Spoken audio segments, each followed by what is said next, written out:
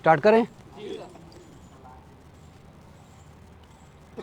नमो बुद्धाय, जय भीम, जय भारत, जय संविधान, जोहार साथियों। सबसे पहले तो मैं तमाम मीडिया बंधुओं का स्वागत करता हूं आज की इस प्रेस कॉन्फ्रेंस में। सवाल ये कि ये प्रेस कॉन्फ्रेंस हमें क्यों करनी पड़ी। तो प्रेस कॉन्फ्रेंस करने का असली वजह यह है कि जो बोधगया स्थित महाबोधि महाविहार है, उसके अंदर जिस तरह बौद्धों की बजाय उसके संचालन करने पर पूर्ण कब्जा ब्राह्मणों का है, ये किसी भी दृष्टि से उचित नहीं है। अगर इसके इतिहास में जाएं तो पता चलेगा कि आज़ादी से पहले से लंबे समय तक महाबोधि टेम्पल को पूर्णतया बौद्धों को सौंपा जाए, इसका आंदोलन चल रहा था। जिसके बाद एक कमेटी का गठन किया गया जिसमें राजेंद्र प्रसाद, राहुल सांकृत्यायन वगैरह को रखा गया। उन्होंने विजिट किया, अपनी रिकमेंडेशंस दी। उस रिकमेंडेशंस के खिलाफ राहुल सांकृत्यायन थे, लेकिन उसके ऊपर 1949 के अंदर बुद्धिस्ट टेम्पल मैनेजमेंट कमेटी का एक एक्ट बना और उस एक्ट में कुछ ऐसे प्रोविज़न किए गए जिसमें एक बात तो ये थी कि उसके अंदर मेजॉरिटी में हिंदू होने चाहिए। दूसरा ये था कि उसका चेयरमैन डीएम होना चाहिए और डीएम भी ब्राह्मण। और तीसरा ये था कि जो महंत उस मंदिर के अंदर होगा, उनके ही आने वाले बच्चे उसमें महंत बनते चले जाएंगे। और एक और बात उस एक्ट में कही गई थी कि महाबोधि टेम्पल मैनेजमेंट कमेटी का कार्य बेसिकली जो भी हिंदू या बौद्ध यात्री वहां आए उनके लिए व्यवस्था करना, या जो लोग पिंडदान करने के लिए आएंगे उनके पिंडदान की पूरी व्यवस्था करना। तो ये पूरा बीपी एक्ट पूरा घालमेल है। ये घालमेल क्यों है? क्योंकि उस वक्त डॉक्टर बाबा साहेब अम्बेडकर जी या देश के अंदर उत्तर भारत में बौद्ध लोग नहीं थे, केवल नॉर्थ ईस्ट में या हिमाचल और ऊपर तो कुछ लोग तिब्बती वगैरह कुछ लोग बौद्ध थे, और उनका इंटरफेरेंस उस वक्त की सरकार में नहीं था। तो जो उस वक्त की कांग्रेस और उस वक्त का जो आंदोलनकारी थे, स्वतंत्रता का जो आंदोलन चल रहा था, उस वक्त जो पार्टी थी उस वक्त कांग्रेस और आंदोलन को कर रही थी, और उस आंदोलन से जो सरकार मिलीजुली सरकार बनी, उस सरकार में जनसंघ के लोग भी थे, हिंदू महासभा के लोग भी थे, कांग्रेस के लोग भी थे, और मेजॉरिटी लोग उसमें ब्राह्मणों की मेजॉरिटी थी। और उन्होंने जो एक्ट बनाया वो एक्ट ही अपनी सुविधा के हिसाब से बना लिया। पूरा का पूरा एक्ट बौद्धों के खिलाफ है, क्योंकि बुद्धिस्ट लोगों का रिप्रेजेंटेशन उसके अंदर था ही नहीं जो कमेटी उस एक्ट को बना रही थी। और उस संसद के अंदर भी उस वक्त बुद्धिस्ट लोगों का रिप्रेजेंटेशन नहीं था, और एक तरफा बुद्धिस्ट टेम्पल मैनेजमेंट कमेटी बना दी गई। और उसमें यह भी प्रोविजन कर दिया गया कि भले ही ये बुद्धिस्ट टेम्पल हो, लेकिन इसके अंदर मेजॉरिटी हिंदुओं की होगी। अगर कोई डिस्प्यूट अराइज होता है, अल्टीमेटली लास्ट अंतिम फैसला बिहार के मुख्यमंत्री का होगा। इसके बाद भंते सुरई ससई जी के नेतृत्व में अब से 25-30 साल पहले महाबोधि टेम्पल की मुक्ति का आंदोलन चला। उस आंदोलन के बाद केवल इतना बदलाव हुआ कि जो उसमें एक व्यवस्था थी कि डीएम हिंदू ब्राह्मण होना चाहिए, ब्राह्मण की बजाय उसमें हिंदू कर दिया कि कोई भी हिंदू जो डीएम होगा वो उसका चेयरमैन होगा। तो 4 सदस्य बौद्ध और 4 सदस्य ब्राह्मण पंडे और डीएम उसका चेयरमैन। इस व्यवस्था में भी फिर देखिए कि जो महंत है वो भी ब्राह्मण, और जो 40 के करीब कर्मचारी हैं उसमें, उसके मैनेजमेंट को जो देखने वाले 40 के करीब कर्मचारी, उसमें भी मेजॉरिटी में ब्राह्मण। मैं पूछना चाहता हूं, किसी दूसरे धर्म के धार्मिक स्थल पर क्या मैनेजमेंट कमेटी में किसी अन्य धर्म के व्यक्ति को मैनेजमेंट कमेटी में कहीं पूरे दुनिया के अंदर कहीं रखा जाता है? अगर हम देखें, चाहे कोई चर्च हो तो चर्च के अंदर मैनेजमेंट कमेटी में केवल क्रिश्चियंस लोग होते हैं, ईसाई लोग होते हैं, कोई दूसरे धर्म का नहीं होता। इसी तरह मस्जिद के अंदर मैनेजमेंट कमेटी में केवल मुस्लिम लोग होते हैं, कोई दूसरे धर्म का नहीं होता।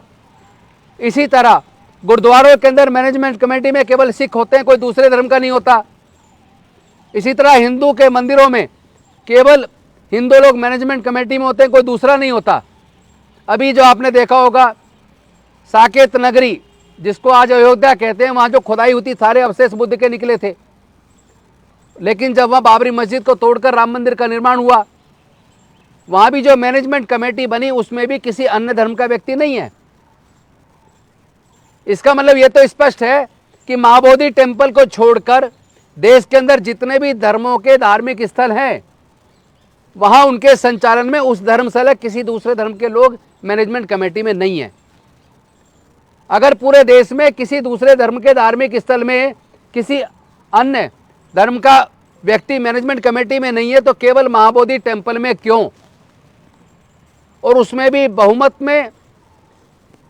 में केवल ब्राह्मण लोग क्यों? और उस महाबोधि टेम्पल में जिस विचारधारा के खिलाफ बुद्ध ने, जिस अंधविश्वास पाखंडवाद के खिलाफ पूरा का पूरा मार्गदर्शन किया है,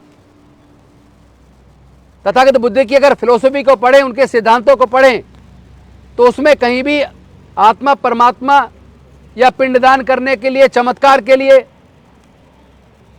कोई स्थान नहीं, अंधविश्वास पाखंडवाद के लिए कोई स्थान नहीं है। लेकिन तथागत बुद्ध को जब ज्ञान की प्राप्ति हुई, वहां सम्राट अशोक जी ने महाबोधि टेम्पल का निर्माण किया था।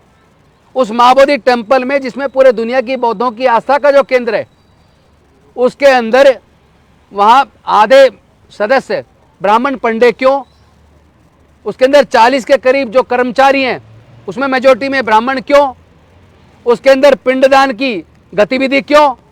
उस एक्ट के अंदर विशेष व्यवस्था क्यों की गई कि अगर कोई यात्री हिंदू या बौद्ध आते तो उनकी व्यवस्था करना मैनेजमेंट कमेटी का काम है, और पिंडदान करवाने जो लोग आते तो उनकी भी व्यवस्था, पिंडदान की व्यवस्था करवाने का काम भी मैनेजमेंट कमेटी करेगी। यानी कि पूरा का पूरा बुद्धिस्ट विचारधारा के खिलाफ काम महाबोधि टेम्पल के अंदर हो रहा है। क्या देश की सरकार को या राज्य सरकार को ये दिख नहीं रहा है? मैं पूछना चाहता हूं, अगर राम मंदिर के अंदर जाके, क्या उसके प्रांगण में कहीं दूर से दूर तक, मंदिर के अंदर तो छोड़िए, उसके प्रांगण में भी क्या किसी मुस्लिम को वहां पर क्या प्रेयर करने की इजाजत मिल सकती है?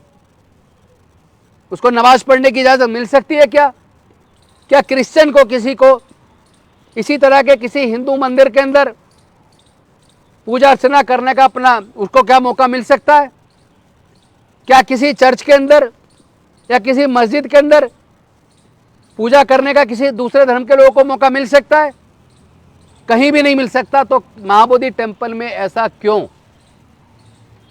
यानी जिस विचारधारा के खिलाफ जीवन का एक मार्ग, दुखों से मुक्ति का मार्ग तथागत बुद्ध ने दिया, मोक्ष प्राप्त करने का जो रास्ता तथागत बुद्ध ने बताया, उसके पूरे खिलाफ जाकर एक व्यवस्था महाबोधि टेम्पल में बना दी गई उस वक्त की सरकार के द्वारा। लेकिन समय समय पर भारत के संविधान में भी अमेंडमेंट हुए। अभी आपने देखा होगा Indian evidence act, Indian penal code, criminal procedure code के अंदर भी अमेंडमेंट हुआ है।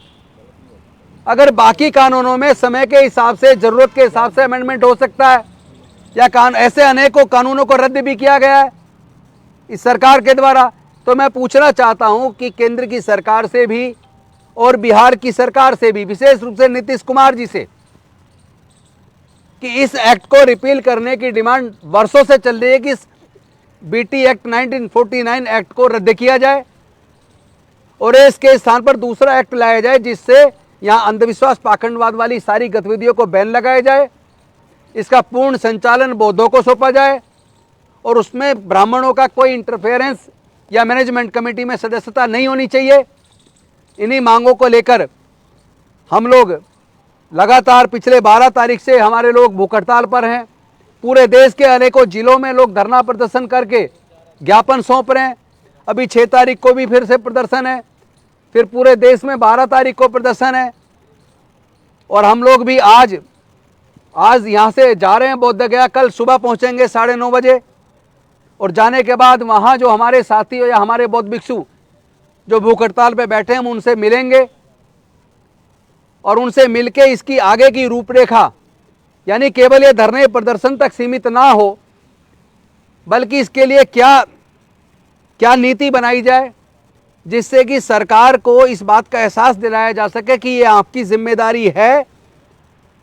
आप तुरंत बीटी एक्ट को रिपील कीजिए और नए एक्ट बनाने का प्रॉमिस कीजिए, अन्यथा ये मुद्दा भारत का नहीं पूरे दुनिया का मुद्दा पहले से ही बन चुका है। दुनिया के अनेक देशों में इस मुद्दे को लेकर धरने प्रदर्शन चल रहे हैं, भारत के अलग अलग जिलों में प्रदर्शन चल रहे हैं। और एक और सच्चाई मैं आप सबके सामने रखना चाहता हूं कि भारत के इतिहास को पढ़ने और खंगालने के बाद यह बात साबित हो जाती है कि देश के आदिवासी, देश के दलित, देश के पिछड़े और देश के कन्वर्टेड माइनॉरिटीज़ के लोग, चाहे वो सिख बने हों, चाहे वो ईसाई बने हों, चाहे वो मुस्लिम बने हों, उनका अगर इतिहास देखेंगे तो उनके भी पूर्वज, आदिवासियों के भी पूर्वज, दलितों के भी पूर्वज, पिछड़ों के भी पूर्वज, और जो कन्वर्टेड रिलीजियस लोग हैं उनके भी पूर्वज, तमाम पूर्वज हमारे बौद्ध थे। और इतिहास ये भी बताता है कि पूरा भारत बौद्ध में था, लेके म्यांमार से ईरान, इराक तक। आपको याद होगा बामियान के अंदर उस वक्त तालिबान ने तोप के गोले लगाकर तथागत बुद्ध की उस प्रतिमा को तोड़ा गया था, खंडित किया था। इसी प्रकार आपको पता होगा नालंदा विश्वविद्यालय में बुद्धिस्ट साहित्य को जलाया गया था। और एक और मैं आपके सामने बात रखना चाहता हूं, तिरुपति बालाजी मंदिर के अंदर भी जो प्रतिमा है, वो जो मंदिर है, वो तथागत बुद्ध का मंदिर है। और इसके साथ साथ जो उड़ीसा के अंदर जगन्नाथ जी का मंदिर है, वो मंदिर तथागत बुद्ध का मंदिर है। यहाँ तक कि वहाँ तो उसके बारे में स्वामी विवेकानंद जी ने जो लिटरेचर लिखा है, उसके अंदर खुद स्वामी विवेकानंद जी ने इस बात को स्वीकार किया है कि उड़ीसा के जगन्नाथपुरी मंदिर सहित अनेकों बौद्ध मंदिरों को कब्जा करके हिंदुओं ने उसको हिंदू मंदिर के रूप में कन्वर्ट किया है। अगर इन तमाम, अब से 500 साल पहले तक हिंदू लोग कभी भी कोई मंदिर नहीं बनाते थे, कोई मूर्ति नहीं बनाते थे। मूर्ति बनाकर और वहां पूजा अर्चना करने का जो काम था वो केवल बौद्धों में था भारत में। तो 500 साल पुराने भारत में जितने भी बौद्ध मिलेंगे, जितने भी मठ मिलेंगे, जितने भी शिलालेख मिलेंगे, तमाम अवशेष इस ओर इशारा करते हैं कि भारत में सब केवल बुद्ध का अवशेष है। ये देखिए,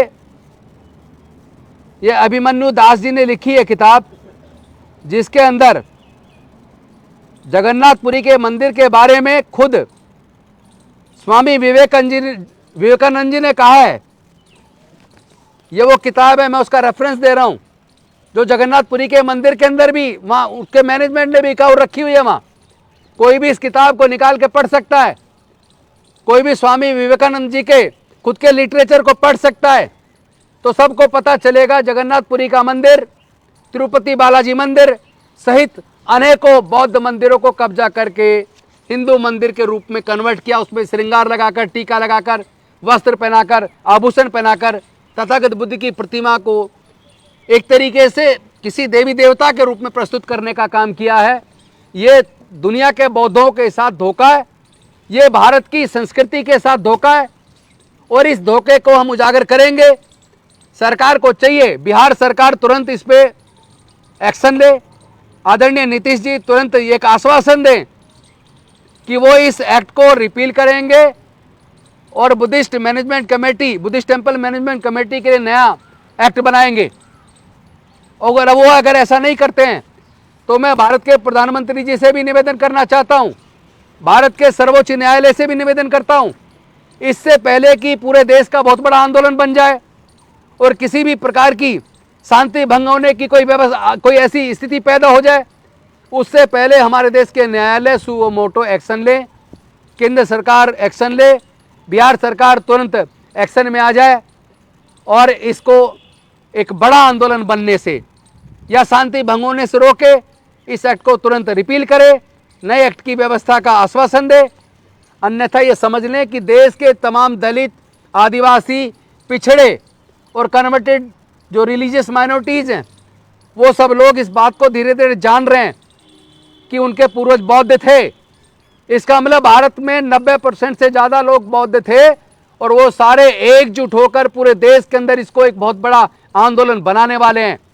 और मेरा जाने का भी एक प्रोविज़न है, ना केवल मैं खुद बल्कि हमारे CS भंडारी जी जो बुद्धिस्ट सोसाइटी ऑफ इंडिया के दिल्ली के अध्यक्ष हैं, इधर सूरज मंडल जी जो संविधान बचाओ संघर्ष समिति को देखते हैं, एडवोकेट बलराज मलिक जी जो सुप्रीम कोर्ट में मेरे साथी एडवोकेट हैं, भंते जी, सुमेधो जी, और साथ में हमारे मिशन जय भीम के राष्ट्रीय अध्यक्ष BP निगम जी, मौर्य जी, श्यामलाल जी, हम लोग पूरे देश के अंदर अलग अलग राज्यों में जाकर, चूंकि हमारे अनेकों साथी डॉक्टर विलास खैरात जी अभी महाराष्ट्र के अंदर हैं, इसी तरह अलग अलग राज्यों में हम लोग जा रहे हैं।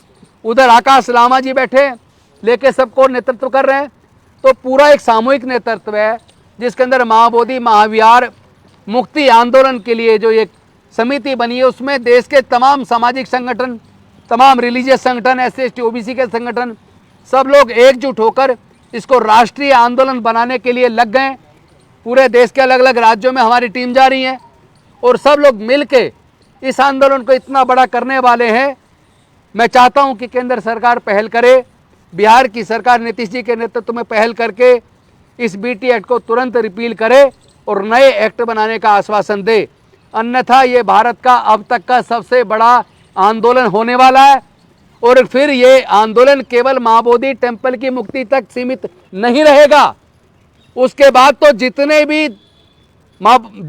भी तथागत बुद्ध से संबंधित मंदिर मठ हुए हैं पूरे देश के अंदर, जहां जहां उन्होंने कब्जा करके उसको दूसरे मंदिर के रूप में तब्दील किया है, फिर उस लड़ाई को, उनको भी मुक्त कराने की लड़ाई को लड़ा जाएगा। क्योंकि साकेत के अंदर, अयोध्या के अंदर जो खुदाई में निकले अवशेष सारे बुद्ध के निकले, मथुरा के अंदर जो अवशेष निकले सारे बुद्ध के निकले, देश के अंदर 2000 के आसपास गुफाएं हैं, उनमें से 99% गुफाओं के अंदर जो अवशेष हैं, मूर्तियां, वो तथागत बुद्ध की हैं। जितने भी शिलालेख निकले पूरे देश में तथागत बुद्ध के हैं। तो अब समझ लीजिए, सरकार से निवेदन कर रहे हैं, माननीय सर्वोच्च न्यायालय से भी निवेदन कर रहे हैं, इस विषय की गंभीरता को समझिए। अभी तो यह मुद्दा केवल महाबोधि टेम्पल महाविहार की मुक्ति तक सीमित है। अगर आप लोग इस पे कार्रवाई नहीं करते हैं तो हम इसको राष्ट्रीय आंदोलन भी बनाएंगे और तथागत बुद्ध से संबंधित जितने भी महाविहारों के ऊपर कब्जे करके मंदिर के रूप में परिवर्तित किया गया है, उसको भी मुक्त कराने का आंदोलन बनाया जाएगा। अब आपको तय करना है, आप यही समस्या का समाधान करना चाहते हैं या इस छोटी बीमारी को कैंसर के रूप में आप विकसित करना चाहते हैं। इन्हीं शब्दों के साथ मैं चाहूँगा कि हमारे CS भंडारी जी वो भी इस विषय पर संक्षिप्त में बात रखें, उसके बाद सूरज मंडल जी भी संक्षिप्त में रखेंगे, भंते जी भी रखेंगे, बलराज मलिक जी भी रखेंगे और हमारे राष्ट्रीय अध्यक्ष BP निगम जी भी रखेंगे। 2 मिनट में आप बात दें, उसके बाद हम सकते हैं।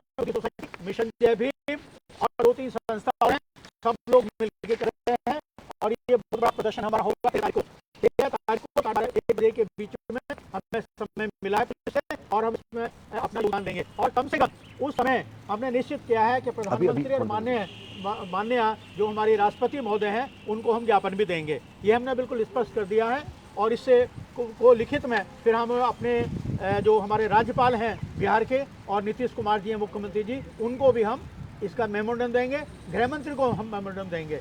इन्हीं शब्दों के साथ सभी से पुनः निवेदन है कि 13 तारीख को सब लोग ज़्यादा से ज़्यादा संख्या वहाँ पर पहुँचें।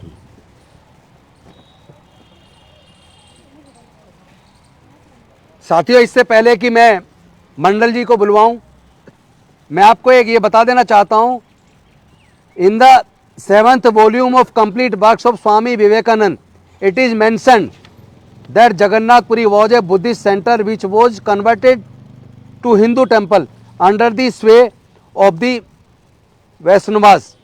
What Hindus think about this. तो ये उनके खुद के वॉल्यूम 7 के अंदर है। कोई भी इसको जांच सकता है, चाहे कोर्ट जांच ले, चाहे सरकार जांच ले, चाहे वो लोग जो लोग अवैध कब्जा करे बैठे हैं हमारे सारे मंदिरों पर, वो भी इसकी जांच पड़ताल कर सकते हैं।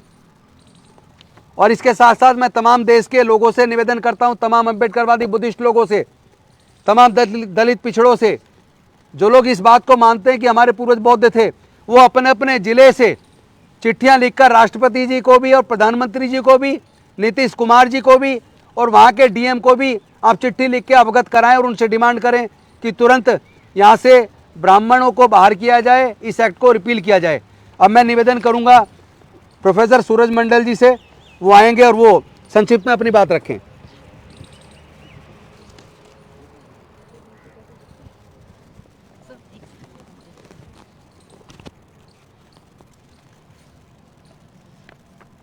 नमो बुद्धाय, जय भीम, जय मंडल। मैं जस्ट पहली बात तो ये कहना चाहता हूँ कि ये जो आंदोलन है, जो महाबोधि मंदिर को मुक्ति के लिए जो आंदोलन है, इसमें ये मैं अपील भी करूँगा कि पिछड़े वर्ग के लोग खास तौर से इसमें सम्मिलित हों, क्योंकि एक आम धारणा बनाई जाती है कि बौद्ध जो होते हैं वो अधिकतर दलित समुदाय से या अत्यंत जो पिछड़े वर्ग हैं उनसे। मैं आपको ध्यान दिलाना चाहता हूं कि तमाम ऐसे बौद्ध जो भी जहां भी बौद्ध विहार है बड़े जगह पे बिहार में, वो वैसे ही जगह पे हैं जहां बड़ी संख्या में पिछड़े वर्ग के लोग हैं। और एक खास बात है कि जो ये मुद्दा है, जो एक धार्मिक मुद्दा है, जो पार्टी अपने वजूद को धर्म के आधार पर रखती है, जो एक कुंभ के स्नान के लिए ये घोषणा करती है कि 40-50 करोड़ लोगों को हमने वहाँ पर इकट्ठा कर दिया, वो एक दूसरे धर्म के बात को और संवेदनशील बात को किस तरह से भूल जाती है, के प्रतिनिधि, जिसके कॉरपोरेट प्रतिनिधि मोहतरमा जब विदेश जाती है तो पहला लाइन बोलती है कि I come from the land of Buddhas, और वो व्यक्ति और वो पार्टी इसके प्रति असंवेदनशील है। एक बात कह के मैं अपनी बात समाप्त करता हूं कि बीपी मंडल जब बिहार के मुख्यमंत्री बने थे 1 फरवरी 1968 को, तो जो प्रथम धार्मिक स्थल जो उन्होंने विजिट किया था वो महाबोधि टेम्पल था। और ये खास हिदायत के साथ, 2 हिदायत के साथ, पहला हिदायत उन्होंने जो आयोजक थे उनको कहा कि पुलिस संरक्षण में बिहार के मुख्यमंत्री नहीं जा रहे हैं, एक पिछड़े वर्ग के नेता बीपी मंडल अपने पिछड़े वर्ग के साथियों से और महात्मा बुद्ध के प्रति श्रद्धा रखने वाले लोगों से मिलने जा रहे हैं। ये घोषणा करके वो गए थे और उन्होंने कहा था कि पुलिस बंदोबस्त के अंतर्गत मैं नहीं जाऊंगा। और वही समाज और वही समुदाय अगर चाहे तो बिहार सरकार और केंद्र सरकार की कोई हैसियत नहीं है, वो एक इकट्ठे अगर खड़े हो जाएंगे तो एक दिन में महाबोधि मंदिर के जो मुक्ति का मार्ग प्रशस्त हो जाएगा और महात्मा बुद्ध के जो उनकी जो परंपराएं हैं और शिक्षा है उसको सही मायने में, और जिस तरह से जो हिंदू समाज, तथाकथित हिंदू समाज के एक बड़े वर्ग को शूद्र कहकर प्रताड़ित किया जाता है, उनके भी मुक्ति का मार्ग प्रशस्त हो जाएगा। इसी बात के साथ जय संविधान कह के मैं अपनी बात समाप्त करता हूँ। आ जाओ।